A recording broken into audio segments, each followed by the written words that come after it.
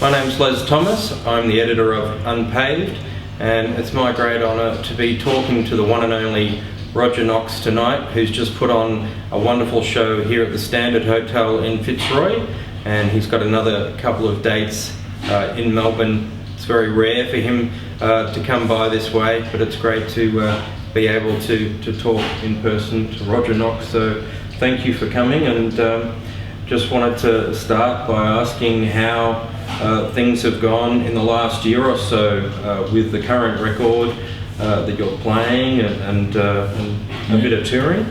Well, first of all, thanks for that introduction, and yes, good to be down in Melbourne. Someone told me this is music capital, so it's good to be here, yeah. And to meet new friends in new places, and yeah, it's great to be, but I've been pretty busy for the last year or so. We come down once about how long ago? It's about 4 months ago. Yeah, we come to Sydney, to Melbourne, to promote the Garment Song album. We played the Nursing Purdy in the city there, and I was on just one night. And the Going On Strong album? No, the Stranger in My Land? Yeah, and we had people like Don Langford who came on from Chicago. And, yeah, we performed down there. It was a pretty good night too, but it was good to be back again, you know. I know there's a lot happening this week, and I mean, I'd like to go and catch other Koori bands that's around too, but you know, you just don't get time. Yeah. So it's been a, you know, what I can't say it was hectic. It was, you know, pretty busy though. Yeah. I was as busy as I would allow it to be. Yeah, absolutely. As long as you're playing a lot of great shows like this one, I mean. Yeah, that was fantastic the other night. It was I didn't know what to expect to come in and see this place, but we just did what we do, and it went pretty good. Well, yeah, I think that people are extremely appreciative, you know, to hear these songs given a new life, and you know, your interpretation of a song that was born in this little area of Fitzroy, but you've transplanted it to Tamworth. I did get the opportunity to sing that too, because the time just caught up with us. Yeah. I mean, I know there was a couple of people asking and waiting and anxious for me to sing that, but I just didn't get around to it. Yeah. You know, the time swept upon us, but Streets of Fitzroy, one of my favourites. And Harry Williams was a great inspiration to me, because he'd done so much in the Aboriginal community, and as far as music goes, to inspire and encourage Aboriginal people. Yeah. He took his show right around the country to Talent Quest, and you know, he encouraged a lot of but it was a great inspiration to me. Yeah. There's a lot of heart in what you do, because it seems to me that the song choices you make are about telling a story that's real and sharing, stories from the past, but also making people feel good about themselves. Yes, and to keep them stories alive, keep them going, because you know, there were people like Daddy Young. He wrote these songs a long time ago, and he didn't actually get to the recording studio. Someone went out to his cabin and recorded him, and that was it. But he had so many songs that he never actually wrote, but he said he made them up. Yeah. You know, he didn't put pen to paper, but he told some good story. Yeah. And you know, to keep them stories going. You know, not only Doug Young, but other people like Harry Williams and Dennis Conlon, and who else again? Well, I'm still, you know, winding down from out there. But there was a lot of great singer-songwriters way back who didn't get their stories told, so you know, we like to tell these stories. But like you said, it's from the heart, and that's what it's all about. Yeah. Heart, soul, and spirit. Yeah. Well, you know, you're doing work everywhere throughout communities. You're extremely well known and well loved in the Aboriginal music and community across the country. but you haven't been as well known to, I guess, the mainstream, or whatever you want to say, the broader population. But I think that, you know, that seems to me you've made a really deliberate choice to try to nurture your culture and your people, and I guess I see a huge generous heart, basically. Well, this particular album was about sort of spreading our stories out to the wider communities, you know, to get non-Indigenous people to understand their ways, and this particular album was pretty popular overseas in the USA, and you know, and other songs they really got into it, you know.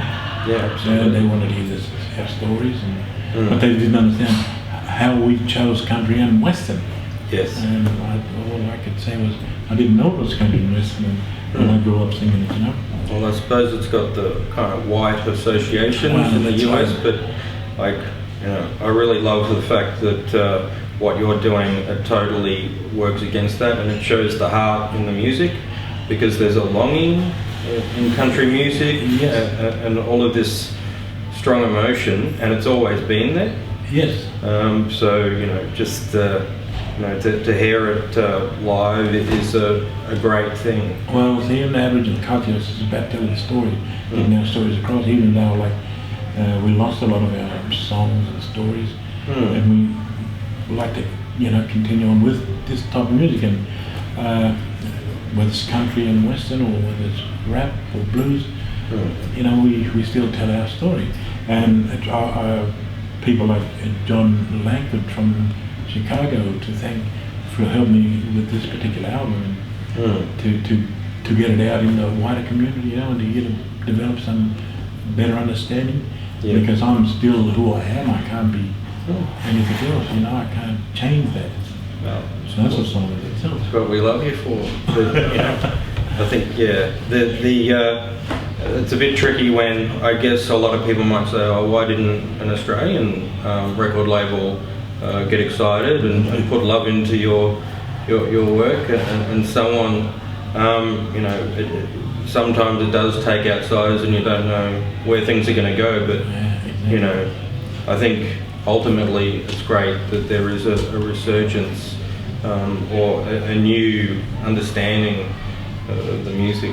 And there was that entertaining story that you and John have about trying to get to the US a few years ago and having all sorts of yes, that's difficulties. But we refused a visa to get into the country.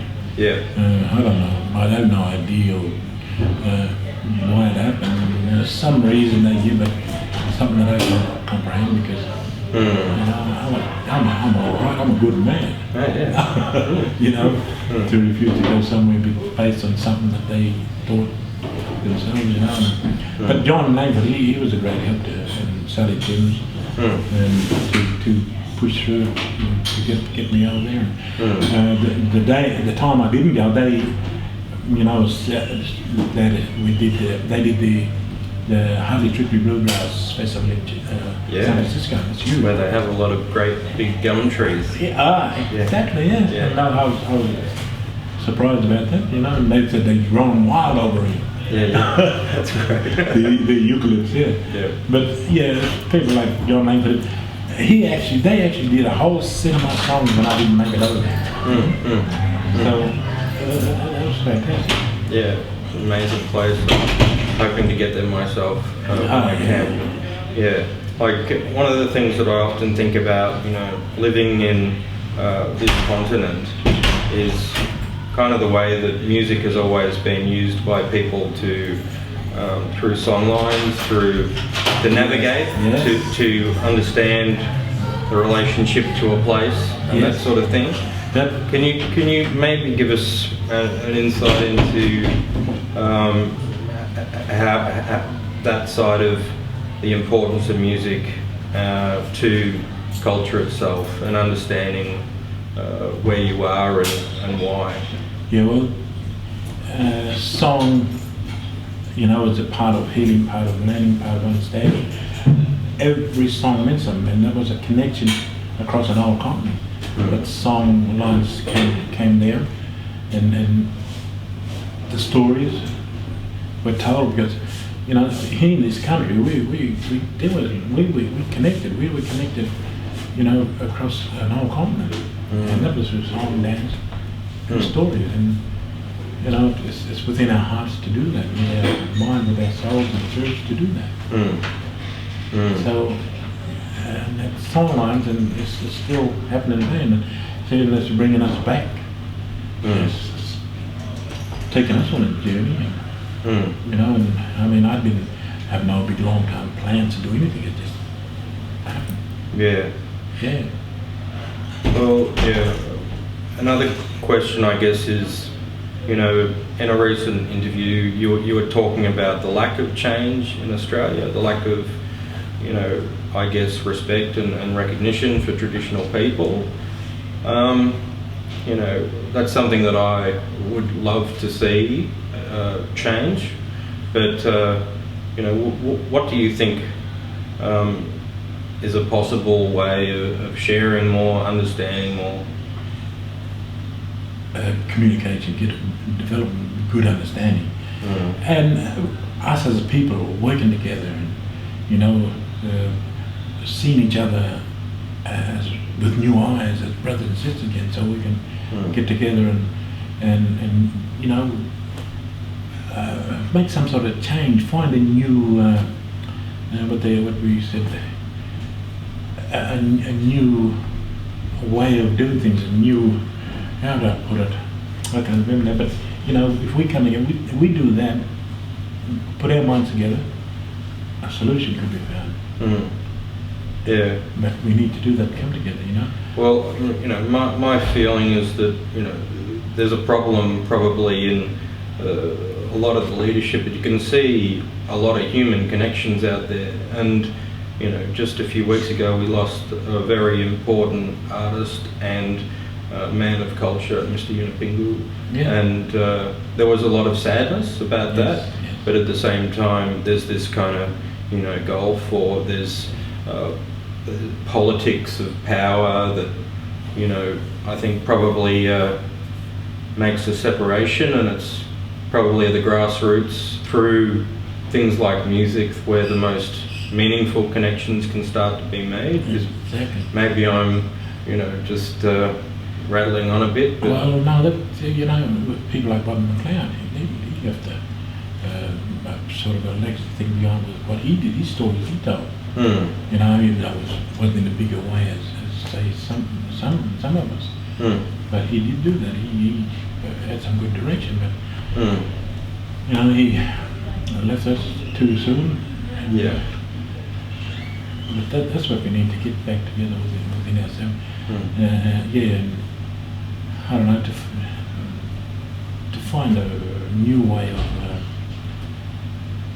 coming together again. And you know, we've been for too long looking for government to do things, and like still never changed after all these years, you know. Another thing that I have to ask you about is your dedication in visiting prisons over the years, spending time with inmates in not just Australia but the US and Canada as well. Can you talk to why you find that work important? Yeah. Well, if you look at the Aboriginal population in this country as a whole, we're less than 3% of the population. But inside prison, you're up to 40–50%. There's a lot of Aboriginal people inside prisons. And you have to ask yourself, why? Does this country have respect for Aboriginal people? Or is there something going on there? So what we did, we just went in and tried to uplift people and, you know, young inmates, but we also mingle and talk one-on-one with them. And I mean, that was really hard. That's a challenge. And, but we did it for a long time. And I think, you know, it sort of, we got to a lot of the younger people, and I often walk down the street and they would bump into and, you know, introduce themselves and say that they met me in prison some time ago, and introduce their families and say they're not going back in there. So that's a good feeling. Yeah. And do did you get the sense when you were doing it that, you know, this was the way to maybe break the barrier down and show people they're cared for? Or? Exactly. And a lot of the reasons, there's a lot of, the younger people are not settled, and because they don't get a visit from their families, and they think that their families don't care about them, they don't think about them, they feel down about that. But what we do is just talk to them and tell them that, you know, that people can't, it's a long way to come, and you know, they can't come and make a visit every week, but they're still thinking about it, they still love you, they still care for you. So we tell them. That's great.